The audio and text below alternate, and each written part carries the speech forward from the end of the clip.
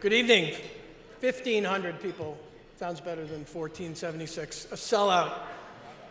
Our highest grossing Ouimet banquet since Arnold Palmer, who came back in 2013. Thank you again for your support for this amazing cause. Really, thank you. I'm honored to be here with all of you tonight to celebrate Julie and commemorate the 75th anniversary of the Francis Ouimet Fund. To Julie and her family, and to Judy Rankin, welcome to Boston. Like most of you, I've had a lifelong love affair with the game of golf. I grew up at Tatnick Country Club in Worcester. Shout out to my friends from Tatnick. A great 9-hole Donald Ross course with a long history of involvement with the Ouimet Fund. I caddied a little as a kid, but I was mostly focused on trying to play golf. After college, I joined the Dedham Country and Polo Club, where I first met the great Denny Goodrich. Denny and I hit it off immediately, and it wasn't long before he started talking to me about the Ouimet Fund. He encouraged me to get involved, and pretty soon I was. I was the Dedham representative overseeing the bag tag program, caddy recruitment, the golf marathon, and other Ouimet events. But what really got me excited about the fund's mission was when I started attending prospective scholar interviews. The stories I heard about the many challenges these kids faced convinced me that I wanted to help out. 5 years later, I received an invitation to become a Ouimet Fund board member. And since then, it's been an honor to serve alongside so many passionate volunteers and our exceptional Ouimet Fund professional team. And then during the early days of COVID, I received a call from Dick Conley. Now, Ryan, you know this. When Dick Conley calls, you stand up straight. You pay attention, and you do what you're told. Dick asked me if I would be interested in the position of second vice president of the Ouimet Fund. That meant that one day I would be standing right here as fund president. Thanks, Dick. I was pretty sure that I was unworthy, but as I said, you can't say no to Dick. Fortunately, during my time on the board, I've had the benefit of learning from some truly exceptional past presidents, starting with Greg Galius, followed by Jim Blue, who we're honoring tonight, Jim Moriarty, and my friend Doc Healy. I've had some big shoes to fill, but so far so good. My time on the board's been incredibly rewarding, and I'm so grateful for the opportunity to further serve the mission. The intersection of golf and education holds great significance for our family, and it's a passion that I hope to pass down to my kids and my brand new grandson, the great Jamie.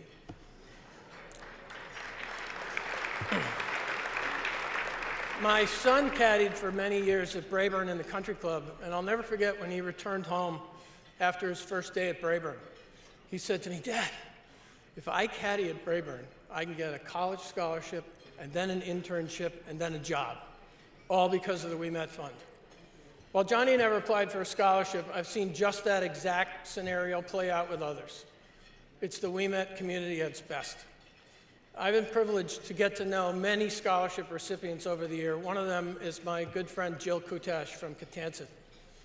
Jill shared in her Ouimet application how nervous she was the day she arrived at the Catanset Club to shadow a caddy for her first 9 holes. She never played golf, knew nothing about the game.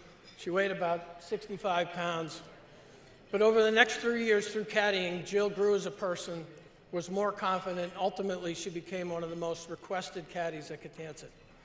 She won our Caddy of the Year award in 2022, and she just might have been on the bag for someone's club championship. I'm not sure about that. But Jill ultimately earned a Ouimet scholarship, and it helped fund her education at Salve Regina, where she graduated from in 2023. Thanks to an interview with Greg Galius, she recently began her professional journey at PwC. She's a great example of the determination and dedication we see in all of our Ouimet scholars and making the most of opportunities.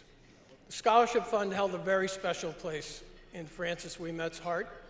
While his remarkable victory at the US Open was a defining moment for him, and the young people it supports today embody Francis's enduring impact.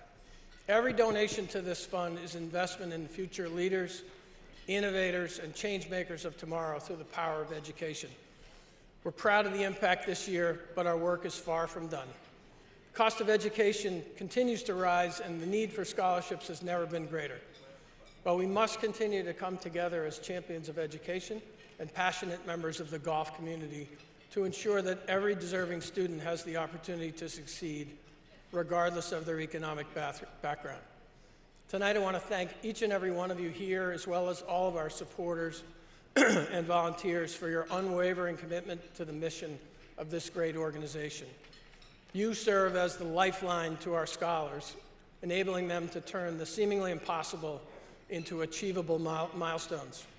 In conclusion, I'd like to share a quote from Franklin Roosevelt that I think sums up why we're here. He said, "We cannot always build the future for our youth, but we can build our youth for the future." Tonight, we will ensure that the Ouimet Fund continues to light the way for generations to come. Thank you for all that you do to support the Ouimet Fund.